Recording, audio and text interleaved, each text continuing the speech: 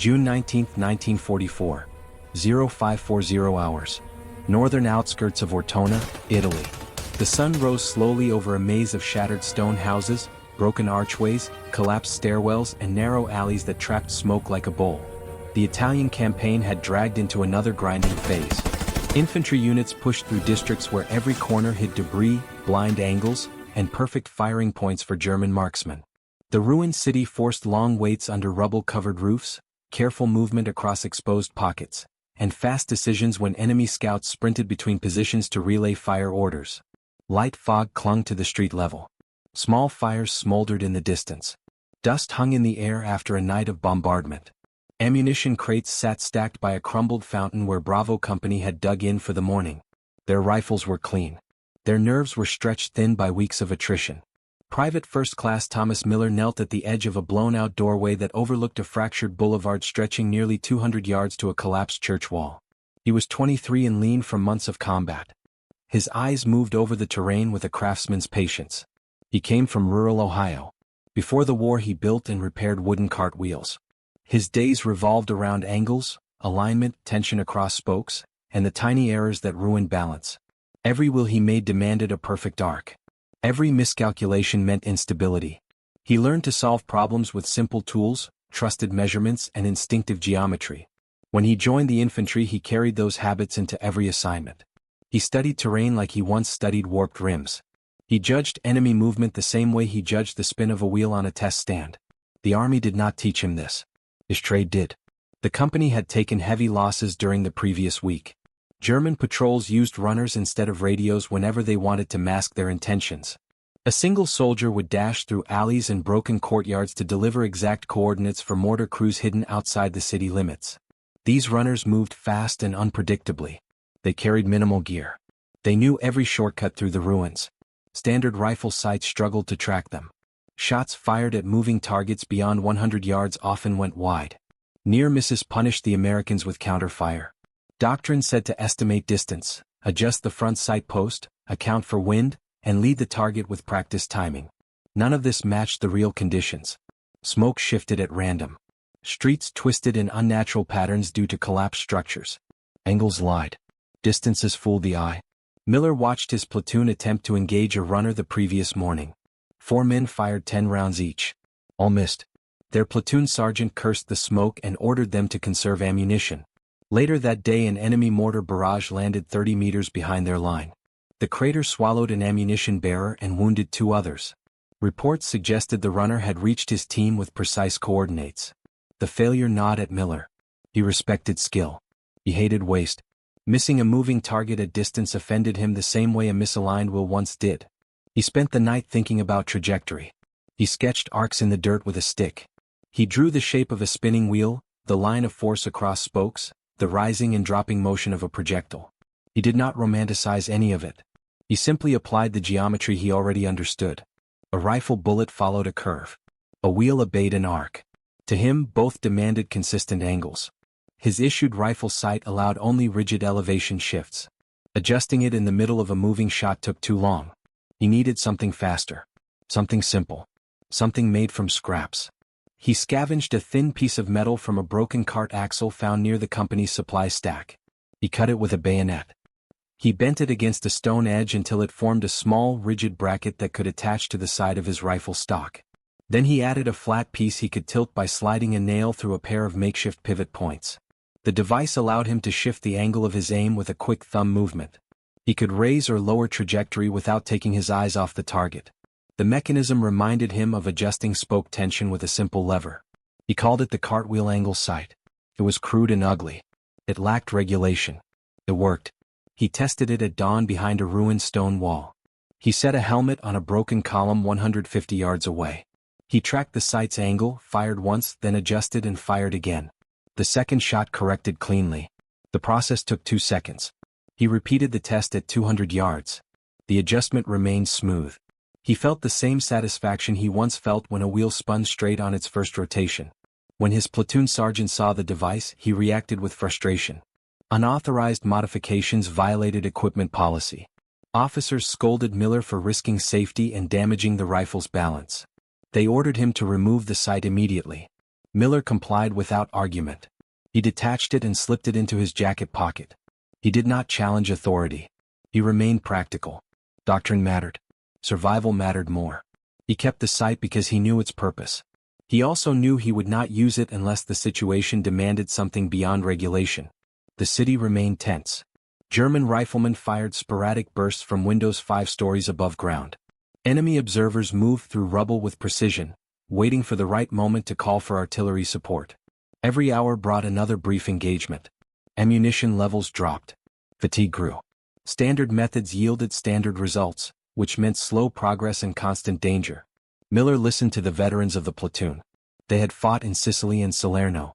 They warned that Ortona's defenders were trained to exploit every hesitation. They did not fear small firefights. They feared the runners who vanished into the ruins and returned minutes later with devastating accuracy.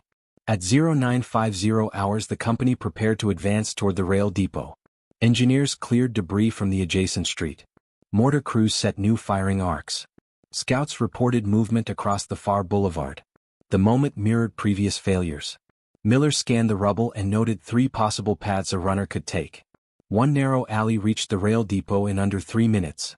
If an enemy messenger broke through near that point, the American position would come under immediate threat from mortar fire. Miller memorized the lines. He recorded distances in his head. He visualized the angle his sight device would need. He kept the sight in his pocket. He felt its weight. He waited. The platoon sergeant yelled new firing instructions. Machine gun teams repositioned. Riflemen adjusted their fields of fire. Anxiety spread across the line because everyone knew the first enemy contact would determine the pace of the entire advance. The distant echo of boots hitting stone surfaced from behind a broken stairwell near the boulevard. A German messenger burst into view, sprinting full speed across open ground with a map case strapped under his arm. He ran with purpose. He ran with knowledge that time decided victory. The platoon opened. Fire. Their rounds kicked dust along the wall behind him. The runner shifted direction. He lowered his profile.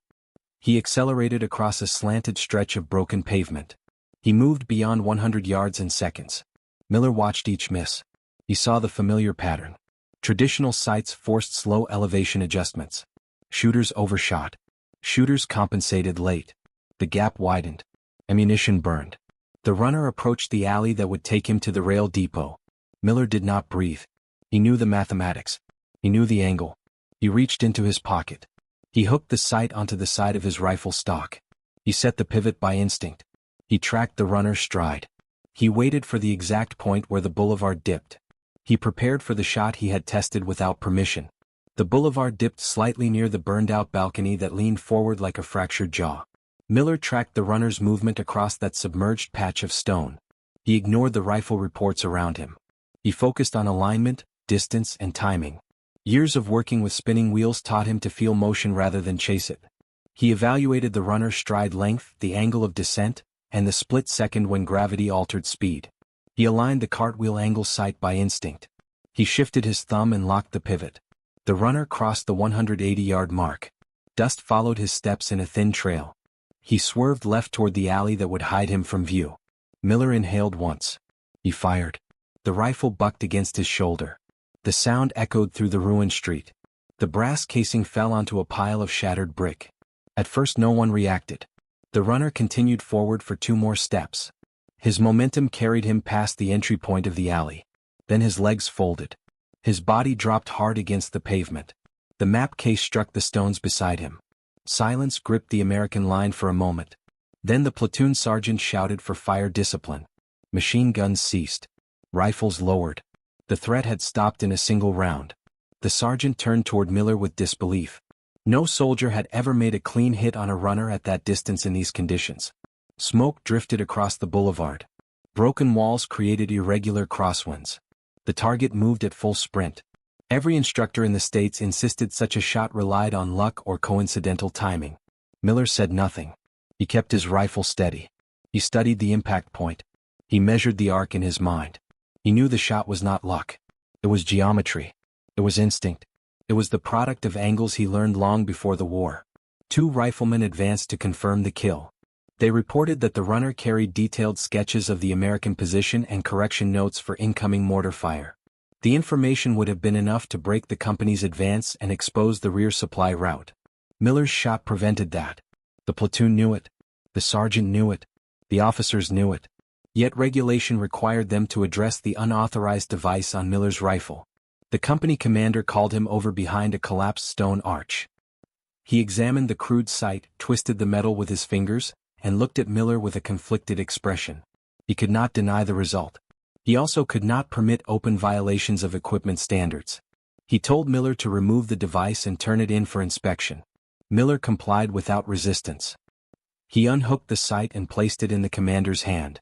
The commander studied the small angles etched into the metal from repeated adjustments. He noted how simple the mechanism was. He knew the shot that saved the company depended on it. He placed the sight in his jacket and dismissed Miller. Word traveled fast across the battalion. Soldiers respected outcomes. They valued anything that saved lives. Several riflemen approached Miller during the midday lull and asked how he calculated lead and elevation so quickly. He explained the angles using simple comparisons. Trajectory was like the arc of a wheel under load. The pivot point on the sight allowed immediate compensation for rise and fall. He talked little about technique beyond that. He disliked long explanations. He preferred demonstration. He marked lines in the dirt showing the runner's path, the bullet's arc, and the adjustment he made. The riflemen listened closely. They understood. They respected results. They wanted to replicate them. Near noon the battalion received orders to continue the push toward the rail depot. German artillery had decreased after the runner fell, which confirmed his importance. Without fresh coordinates, the enemy fire pattern grew erratic. The Americans advanced through a series of connected courtyards filled with rubble and overturned carts. The smell of smoke, dust, and burned fabric drifted over the area. Engineers cleared the first barricade. Scouts moved forward. Miller remained near the center of the formation. He watched every rooftop and alley for movement. His mind remained on angles. He thought about ways to refine the device. He thought about the next distance. He never viewed the shot as a triumph. He viewed it as a test. By late afternoon the battalion secured a key intersection. The rail depot loomed 300 yards to the north. German defenders occupied fortified houses along the approach. Snipers fired intermittently. The Americans consolidated their line behind a partially collapsed warehouse. The company commander called his NCOs to discuss the next phase. They needed accurate long-range fire to suppress enemy observers. They lacked scopes. They lacked time. Miller listened while cleaning his rifle near a broken window. Several corporals glanced at him nervously. They remembered the morning's shot. When the meeting ended, the commander approached Miller again. He held the cartwheel angle sight in his hand. He told Miller that higher leadership still considered the device unauthorized. He emphasized that it could not be mounted in full view. He paused, then lowered his voice.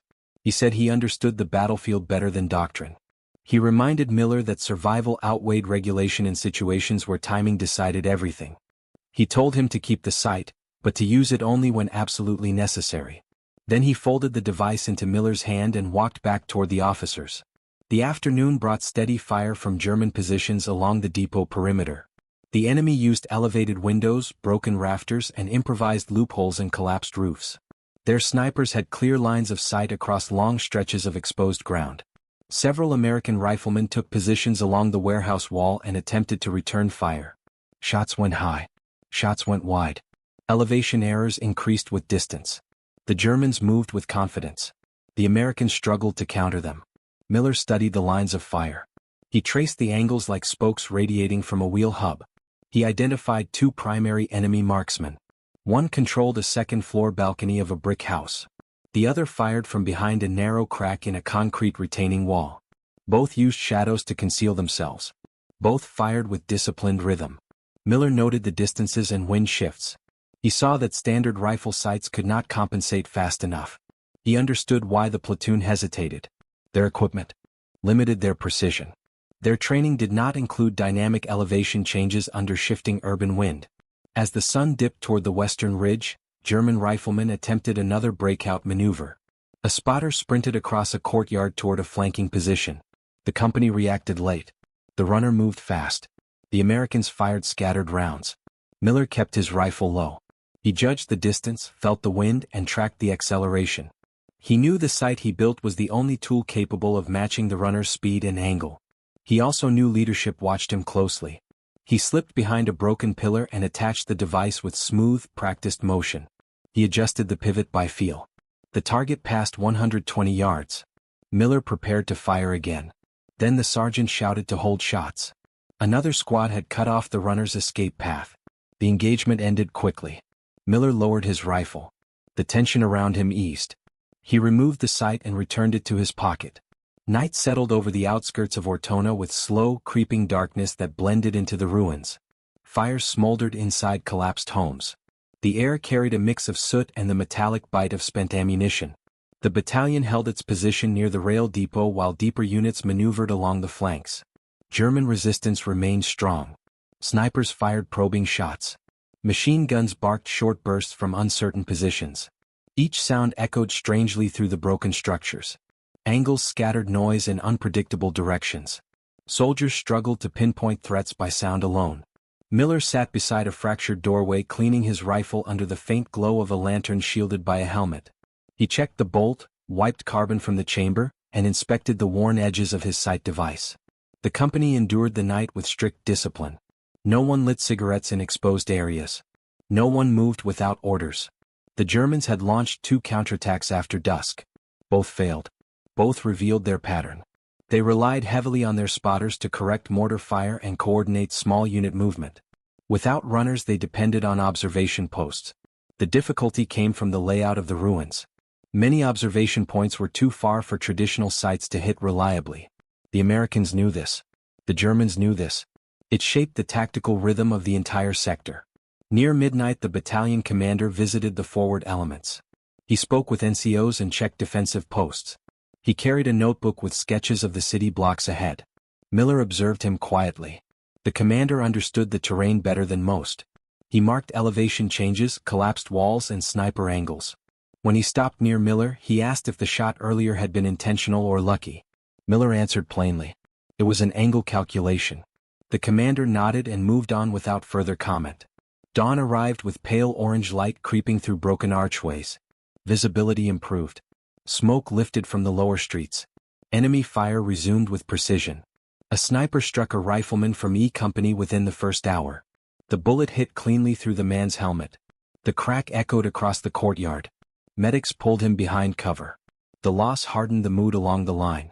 The commander issued orders for an advance against the depot's southern wall.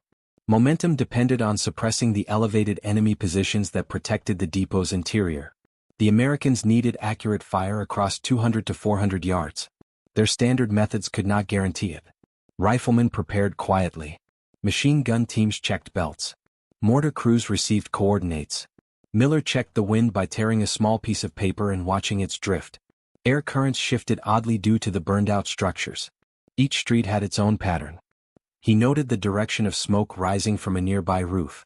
He compared it with debris movement on the ground. He mapped the currents mentally. At 0800 hours the advance began. Platoons moved in a staggered formation across the southern courtyard. German riflemen fired immediately from the depot windows. Machine gun teams unleashed sweeping arcs from elevated positions. American forces scrambled behind stone piles, broken carts, and low walls. Fire grew intense. A German observer appeared briefly in a window above the depot gate and signaled with his hand. The mortar barrage began within seconds. Explosions hammered the courtyard. Shockwaves threw dust in thick layers. Miller ducked behind a slab of concrete and waited for the pattern. Mortar teams followed predictable rhythm, but the blast spacing changed, indicating a skilled observer. The man needed to be neutralized. Miller's eyes searched the window. The observer leaned out again. The angle was long and narrow. The distance measured near 350 yards. Miller lifted his rifle to check the line. Traditional sights forced him to raise the barrel too much for a clean view. The shot required precise elevation and refined arc prediction. Several soldiers fired but missed high. They adjusted and fired again. The observer withdrew. Mortars continued. Miller kept his rifle steady. He adjusted the sight in his pocket with his thumb. He felt the pivot's resistance. He judged the correct elevation by instinct. He kept the device concealed but ready. A pause fell across the courtyard when the mortar barrage shifted left. Smoke filled the air. The observer returned to the window for a longer look, searching for survivors and adjustment points. Miller moved into a crouch. He raised his rifle. He set the device against the stock with a smooth motion hidden behind debris. He aligned the angle sight. He calculated the arc. He waited for the observer to lean forward again. When he did, Miller fired. The bullet crossed the courtyard, rising and falling along the curve Miller predicted. The observer rolled back into the room. Dust spilled from the window. The mortar fire stopped abruptly. The Americans recognized the significance. Without observation, the German mortar crews could not sustain accuracy. The platoon sergeant shouted for the advance to resume. Machine gun teams shifted their suppression fire. The Americans gained ground. The battalion slowly pushed forward. The Germans retreated deeper into the depot. The courtyard grew quieter as the Americans secured positions along the outer walls. Several NCOs approached Miller to ask how he managed the elevation on the observer. Miller explained the same principles as before. He referenced wheel arcs, pivot tension, and trajectory. His explanation remained simple. He avoided technical jargon. The platoon sergeant listened closely. He understood that Miller had developed an instinctive method effective beyond standard training. The depot's outer structure required breaching. Engineers set charges along the southern gate. Machine gun teams covered the flanks. Riflemen positioned themselves to exploit the breakthrough. Miller remained near the forward line. His rifle stayed ready. His sight device stayed in his pocket. He did not attach it again unless circumstances demanded exact angles. When the charges detonated, dust and stone erupted in a heavy cloud. Riflemen rushed through the breach. Germans inside fired sporadically. The interior of the depot resembled a skeleton of twisted beams and shattered crates. Long corridors forced tight engagements. Visibility fluctuated with each turn. The battalion advanced through rows of broken storage racks. German defenders used the elevated catwalks to stage small-scale ambushes. Standard sights strained at the distances inside the large hall. Miller identified a marksman moving across a high beam near the far end. He raised his rifle but hesitated. The beam's angle forced a deceptive line. Trajectory shifted due to rising heat from fires burning in the debris. Miller adjusted his position. He estimated the distance near 250 yards. The marksman advanced across the beam and prepared to fire downward at the squad below. Miller raised his rifle. He attached the sight with a controlled motion. He shifted the pivot by a few millimeters. He fired. The bullet struck the beam. Sparks scattered. The marksman recoiled. He lost balance and dropped his rifle. The squad moved past the danger zone. Miller remained behind cover. He removed the sight and hit it again. By midday, the battalion secured the primary depot hall. Resistance weakened but did not collapse. German units withdrew to the northern side where they held fortified trenches and machine gun pits. The Americans regrouped inside the depot's open center. Officers reviewed maps. NCOs redistributed ammunition. Casualties were evacuated through the breach in steady lines. Miller rested near a broken stack of crates. He drank from his canteen. Sweat collected across his sleeves. Dust coated his helmet. Several soldiers thanked him without ceremony. They understood what his shots prevented. They valued the precision. They valued the survival. The company commander approached him again. This time his expression remained measured but less rigid. He acknowledged that Miller's methods had saved multiple squads. He reminded him that official approval remained impossible. Yet he admitted that battlefield adaptation often decided outcomes. He told Miller to keep the device, use it sparingly, and continue recording his calculations. He hinted that ordnance officers might want to see the design. Miller nodded. He did not seek praise. He sought solutions. The battalion spent the next hour consolidating its hold on the rail depot. Engineers cleared debris from the central corridors. Machine gun teams repositioned near openings that overlooked the northern exit routes. German resistance persisted through scattered rifle fire and brief counterattacks. Each engagement tested the Americans' ability to respond quickly across long, irregular lines of sight shaped by twisted steel frames and shattered concrete. Miller remained at the forward edge of the formation. He studied the layout of beams and rail platforms with the same discipline he once used to study the alignment of wooden rims in his workshop. Reports arrived that German units prepared a coordinated breakout attempt from the northern perimeter. Their goal was to escape the depot, regroup in the adjoining district, and launch a secondary defense from stronger stone structures. The battalion needed to stop the breakout before it gained momentum. This required accurate fire across exposed tracks stretching nearly 400 yards beyond the depot's northern gate. The terrain contained no vegetation and no tall buildings. It offered little cover. The Germans intended to use the open ground to their advantage by sprinting across it in small teams to overwhelm the American reaction times. The battalion commander issued orders for a rapid deployment across the depot's northern platforms. Riflemen took positions behind overturned carts, crates, and structural fragments. Machine gun teams set overlapping fields of fire. Mortar crews prepared for quick launches. Miller checked the wind again. The currents flowed differently outside the depot. Smoke drifted east.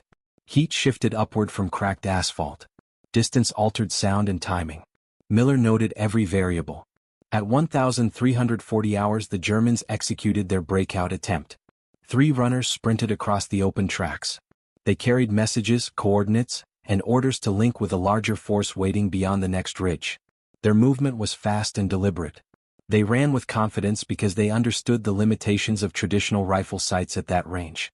American soldiers opened fire. Dust exploded along the tracks. Most shots missed. The runners adjusted their paths. They moved in zigzag patterns that disrupted predictable aim. The range near 400 yards pushed the limits of every rifle on the line. Miller pressed his rifle into his shoulder. He followed the lead runner. The man leaned forward with each step, using speed to reduce exposure time. Miller tracked the sway of his arms, the length of his stride, the angle of his torso. The sight in Miller's pocket felt heavier than usual because he understood what the situation required. No regulation sight could compensate for the angle shift at that distance with a moving target. Miller did not hesitate. He attached the cartwheel angle sight and adjusted the pivot with calm, deliberate motion. He inhaled. He fired. The bullet followed the arc he visualized. It landed close behind the runner, kicking dust into the air. The distance demanded finer compensation. Miller shifted the pivot slightly. He fired again. This round passed inches from the runner's right hip. The man faltered for a brief moment but continued. Miller adjusted one more time.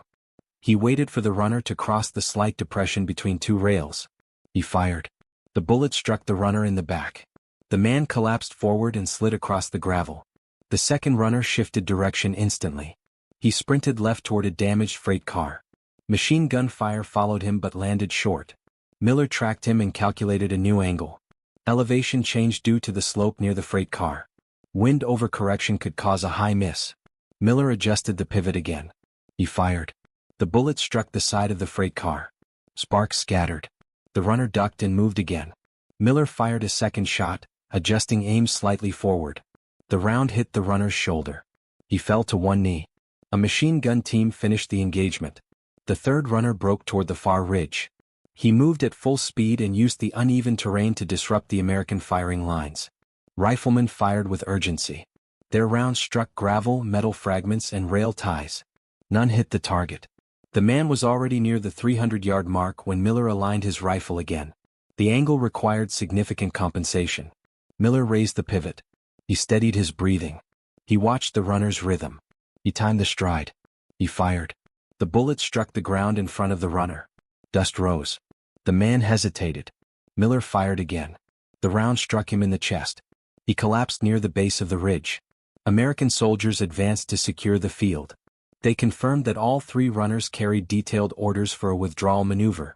If the runners had reached their destination, the Germans would have repositioned for a stronger counterattack. The battalion commander acknowledged that Miller's shots prevented a prolonged engagement that could have claimed many lives. The afternoon settled into another phase of caution. The Germans regrouped but weakened. Their fire decreased. The Americans strengthened their position along the northern edge. Miller remained focused on angles, elevation, and wind.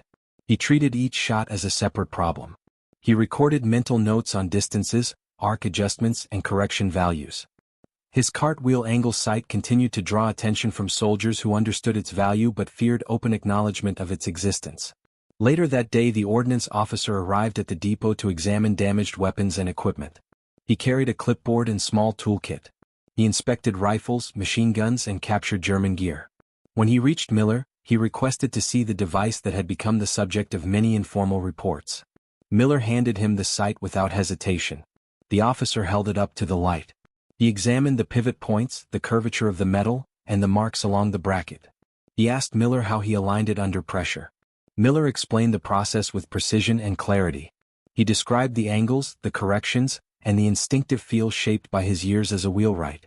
The ordnance officer remained quiet for a long moment. He admitted that the Army had no sighting system capable of matching such rapid, intuitive adjustment. He noted that the device lacked formal testing and durability standards. He also noted that its effectiveness could not be denied. He returned the sight to Miller and wrote several lines in his notebook. As evening approached, the battalion received confirmation that the German forces near the depot were preparing a final stand in the northern trenches. The Americans needed to break those positions before nightfall to prevent another delayed engagement. Officers planned a coordinated assault with supporting fire. The plan required accurate suppression across long distances. Miller understood that he would be called upon again. The sun dropped lower behind the ridge. Shadows stretched across the depot. Riflemen prepared for another push. The platoon sergeant walked past Miller and tapped his helmet lightly. He did not give instructions. He did not mention the sight. He only said that precision would decide the next hour. Miller nodded. He checked the pivot in his pocket. He checked his rifle. He checked the wind. Every variable mattered. Every angle mattered. The next engagement would test him more than any before. The battalion launched its final push toward the northern trenches while the sun hovered low over the ridge. Light spread across the field in harsh bands that illuminated exposed ground and darkened everything beyond the first line of German defenses. Machine gun teams opened the assault with steady suppression. Mortar crews targeted suspected rifle pits. Smoke drifted across the field in long horizontal trails. The Germans resisted with practiced discipline. Their marksmen fired from small loopholes carved into earthen walls. Their machine guns set narrow kill zones that punished careless movement. The Americans advanced slowly through staggered bursts of fire. Each step required judgment. Each movement demanded calculated risk. Miller stayed near the center of the formation. His rifle remained ready. He studied every angle as they moved. A cluster of broken freight carts provided partial cover. He knelt behind one, checked the wind, and scanned the trench line. He identified a German marksman firing from a reinforced corner position. The man's rifle muzzle appeared briefly through a narrow crack before disappearing again. Distance measured close to 300 yards. Several American riflemen attempted to hit the position, but their shots scattered. Elevation errors grew with the shifting light. Shadows distorted the trench's depth. Miller recognized that traditional sight use could not solve this problem quickly. He attached the cartwheel sight. He locked the pivot. He aimed for the tiny opening. He fired. The bullet struck the edge of the trench wall. Dust burst outward. The marksman withdrew. A second muzzle appeared a moment later. Miller shifted the pivot half a millimeter. He fired again. This round passed cleanly through the crack. The rifleman inside collapsed. The opening fell silent. The platoon advanced past the freight carts. German fire intensified from positions slightly elevated along the far side of the trench. Miller identified another marksman moving into a higher firing point near a sandbagged ledge. The angle was severe. The light behind the ridge created a glare that caused the silhouette to distort. Standard sights forced shooters to raise their barrels too high. Shots overshot the target by several feet. Miller moved to a lower piece of cover near a broken rail bracket. He waited for a brief lull. He attached the sight again. He adjusted the pivot downward for a tighter trajectory. When the marksman raised his rifle, Miller fired. The influence of the glare made the shot even riskier. The bullet struck the sandbag below the marksman. He shifted position. Miller fired again with another small correction. This time the bullet found its mark. The line surged forward when the machine guns suppressed the nearest trench. Riflemen crossed the open ground and entered the first defensive layer. Germans counterattacked at close range. Smoke rose from grenades thrown over dirt mounds. Sharp bursts of automatic fire echoed through the trenches. Miller moved with his squad, clearing sections of the line one corner at a time. He relied on his rifle without the sight at these distances. The fighting grew chaotic. Dirt sprayed from impacts. Short commands cut through the noise. The trench system extended farther than expected. The Germans had built overlapping firing pockets that allowed retreat without exposing themselves. This forced the Americans to adjust their approach repeatedly. Miller kept pace with the shifts in direction. He checked each angle of the trench as if studying a wheel groove. He noticed a small elevated cutout near the third firing pocket where a German observer moved into position. The man held a flare pistol. He intended to signal a fallback unit hidden beyond the ridge. If successful, the Germans could regroup and stage another counterattack. The observer lifted the flare. Miller raised his rifle instantly. He attached the sight in one motion. He calculated the short-range angle. He fired. The bullet struck the observer's arm. The flare fell harmlessly to the ground. A machine gun burst ended the threat. The trench line began to collapse as Americans secured each section and forced the remaining defenders to surrender or retreat. The battalion commander signaled that the objective had been achieved. The northern trenches fell under American control. The remaining German forces withdrew toward the far ridge, lacking communication and coordination due to the loss of their observers and runners. The field grew quiet except for the sounds of moving soldiers, equipment clatter, and the distant rumble of artillery in another sector. Miller sat on the edge of a captured firing pit. His uniform was covered with dust. Sweat darkened the collar. He rested his rifle across his knees. His sight device remained in his pocket. He checked it only once, ensuring the pivot had not bent under pressure. Several soldiers approached and thanked him again. They did not offer praise out of admiration. They offered it because they understood how many lives had been preserved by his precision. An hour later the battalion assembled inside a shallow depression behind the trench. 1. Officers reviewed the day's engagements and updated casualty numbers. The battalion commander addressed the formation. He acknowledged the difficulty of the assault. He recognized the coordination of each platoon. When he referenced the suppression of enemy marksmen, he paused. He looked at Miller briefly. He did not mention the site. He did not mention unauthorized equipment. He only stated that accurate fire under extreme conditions had shaped the success of the operation. After the briefing, the commander spoke privately with the ordnance officer. Miller watched them from a distance. Neither man gestured. Neither raised his voice. Their conversation remained short. When they finished, the ordnance officer walked toward Miller. He asked to examine the site one more time. Miller handed it to him. The officer noted the scratches along the pivot, the angle markers worn into the metal, and the slight bend at the bracket edge caused by repeated use. He said the device showed signs of innovation grounded in practical understanding instead of theory. He said it represented a kind of battlefield logic that manuals rarely captured. He returned it to Miller and told him to continue documenting his adjustments. Night returned with heavy clouds rolling over the ridge. The temperature dropped. Soldiers built small warming fires inside collapsed shelters. Miller sat alone near a broken timber. He cleaned his rifle with slow motions. He cleaned the pivot on the sight. He checked the alignment. He thought of the morning when he struck the runner at 450 yards. He thought of the arcs, the corrections, and the silent moment when the shot connected. He understood the impact of that single bullet. He also understood that no formal recognition would follow. He placed the sight in his pocket. He leaned back against the timber. He closed his eyes briefly. The day had been long. The work had been precise. His mind continued to process angles and elevation even in rest. The next morning arrived with muted light filtering through low clouds that hugged the ridge. The battalion held the northern trenches and prepared for relief units to rotate in. The worst of the fighting had shifted east. The depot lay quiet for the first time in days. Smoke no longer rose from the structures. The air carried only the sound of distant artillery and the faint clatter of supply lines moving into position. Soldiers cleaned weapons, reorganized gear, and wrote short letters home. Miller sat near a collapsed post, his rifle across his legs, his sight device in his hand. He inspected the pivot, checked the bracket, and traced the faint marks etched into the metal. These marks recorded the angles he used. They recorded the instinctive corrections that shaped each shot. They recorded the decisions that saved lives. A junior officer approached him with a clipboard. He requested a detailed account of Miller's engagements during the previous 2 days. Miller explained each shot with calm precision. He described the distances, the timing, and the conditions that shaped his choices. The officer wrote in long, steady lines. When he finished, he thanked Miller and walked toward the command post to submit the report to battalion headquarters. Later that afternoon, the ordnance officer returned to speak with Miller again. He stood quietly for a moment and observed the depot grounds. He said the Army rarely adopted battlefield improvisations, but he also said that some ideas deserved study because they reflected the realities of combat more accurately than regulation designs. He told Miller that the site would be forwarded for evaluation. He also said that the final decision would take time and might lead nowhere.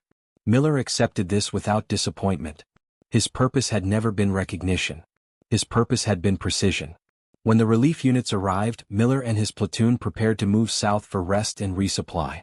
Soldiers gathered their packs and checked ammunition. The platoon sergeant clapped Miller on the shoulder as they walked toward the convoy trucks.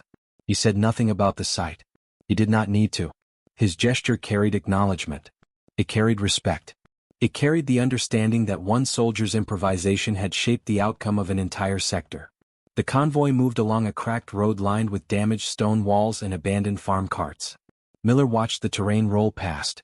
He looked at the ridges, the broken structures, and the long fields where he had made the crucial shot at 450 yards. He remembered the moment clearly. He remembered the stillness before the trigger break. He remembered the arc in his mind. That memory stayed with him long after the war ended. Years later, after returning to Ohio, he resumed work as a wheelwright. He rebuilt carts, repaired spokes, and shaped wooden rims with the same discipline he carried on the battlefield. He never displayed the sight. He kept it wrapped in cloth inside a small box on a workshop shelf. Customers never asked about it. He never volunteered the story. He saw no reason to. The device had served its purpose. His innovation never became standard issue. It never appeared in manuals. It never received formal acknowledgement beyond a few archived memos written during the Italian campaign. Yet the soldiers who served beside him remembered the results. They remembered the morning when a runner fell at 450 yards. They remembered the suppression of enemy marksmen who held the depot. They remembered the precision that changed the tempo of the battle. Miller lived quietly for the rest of his life. He worked with steady hands.